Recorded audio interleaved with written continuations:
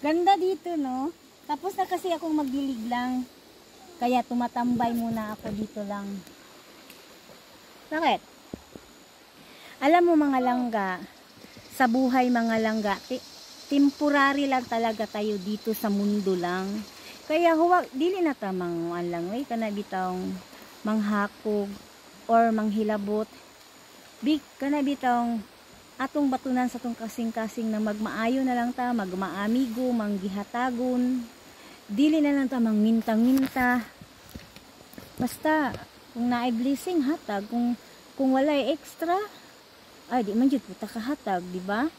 So ana jud mga langga no kay para sa ako gikapoy na kog panghilabot. Gikapoy na pug wala na silbi sa ako ana. Ang akong silbi lang kung unsaon ako pag kuha og SSS, unsaon ako pag kuan mga langga, pag budget adlaw-adlaw na naadyo kay income everyday kay syempre gakaon man ta labi nang natay estudyante. And then be kind. Ingon ana lang mga langga no.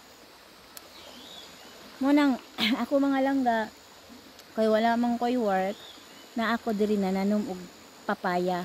Kaya ang papaya within 1 year man yata or 8 months pero i-consider na lang natog 1 year maka-harvest na ka. Kaya ina na akong gibuhat mga